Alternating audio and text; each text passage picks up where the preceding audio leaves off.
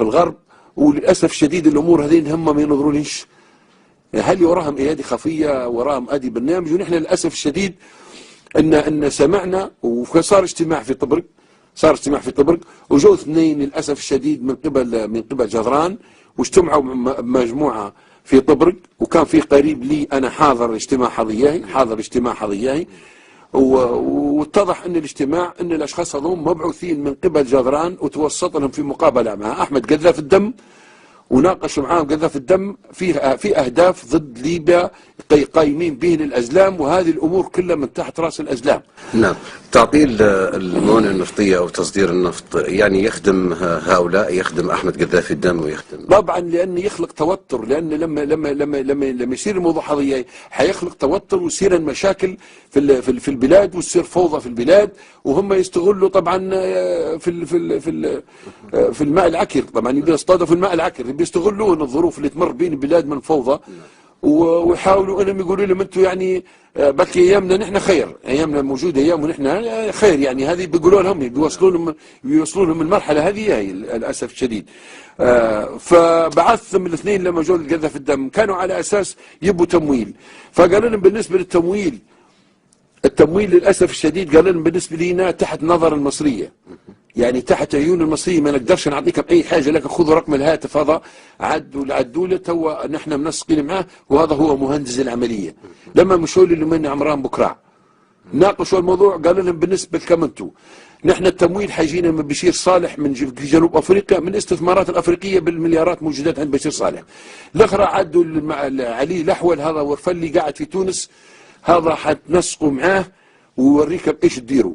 ولما مشوا له قال لهم على اساس انكم البرنامج اللي تديروه انكم تسلحوا القذافه والمقارحه والهمامله والمعدان وترهونه، تسلحوهم بحيث يسيطروا على المنطقه الغربيه، ونحن نردوا اعتبارنا ونرجعوا نقعدوا في المنطقه الغربيه. هذا نحن الهدف بتاعنا، وانتم يمسكها بجذران، وجذران يقعد على المنطقه الشرقيه، يعني يقعد على برقه من قله عربها.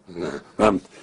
فللاسف الشديد الموضوع هذا كان ماشي فعلا. لما رجعوا قالوا فيه القبائل هذين اللي ذكرناه توا، قالوا فيه رؤساء كتائب لهم اجتمعوا بجذران.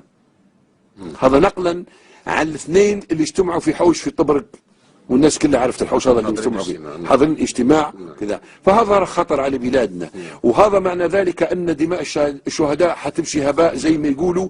يعني هالتضحيات فوق من 70-80 ألف الناس ما تسحبها، 40 ولا فيش 40، لا يقل عن 80 ألف وحدين مفقودين، ما زالوا الآن مردومين، الآن ما ساعتش اكتشف عن القبور بتاعهم، لا يقل عن 80 ألف شهيد اللي الآن نضرب بهم عرض الحائط، ونبقى نخدم مع الأزلام. وللاسف الشديد ان الناس اللي قافلين النفط الان بالنسبه لجماعه طبرق عندهم علم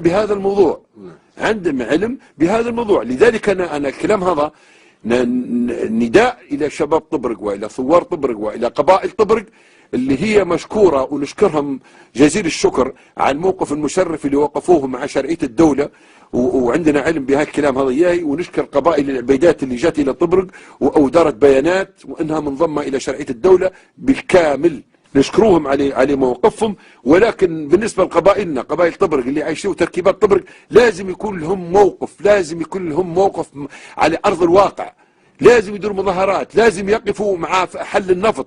ما ينفعش كلام ان نحن رانا مع الشرعية وكل واحد قاعد انتهله، كلام هذا راه مش مزبوط بصراحة. المفروض يقفوا معنا، لان يد واحدة ما تصفقش. احنا حاولنا بقدر الامكان، جو وفود، دزينا ناس، بعثنا ناس، ناقشوهم، وكل ما تناقشهم يزيدوا وكأن مثلا الدولة خايفة منهم، والله نحن خايفين منهم، والله الكلام هذا مش مزبوط بالكرة. ما باش يقتنعوا يقولوا اذا كان اولا كانوا يقولوا نحن نتكلم بس من العبيدات، هم عبارة عن 5 انفار، وداروا بيانات وداروا برنامج يقول بس من العبيدات. العبيدات جاهم قالوا لهم راكم ما تتكلموش بس منا، ولا انتم شور العبيدات ولا تتكلموا بس من العبيدات نهائيا. والكلام هذا للاسف وصلهم. لما كنا نحن نبغى نديروا لقاء مع علي زيدان يقولوا ليش نحن خلونا نشاوروا اخوتنا العبيدات وكذا. لما تموا هم مصرين على الاغلاق، ليش ما قالوش نحن نشاور اخوتنا العبيدات؟ لما كانوا مصرين على الاغلاق ليش ما قالوش نحن خلونا نشاور اخوتنا العبيدات نغلقوا ولا ما نغلقوش؟ ولكن ضربوا بالعبيدات عرض الحائط وبالمنطقه عرض الحائط، وكأن 5 انفار اللي قاعدين في طبرق هم اللي يحركوا في طبرق. كلام هذا مرفوض.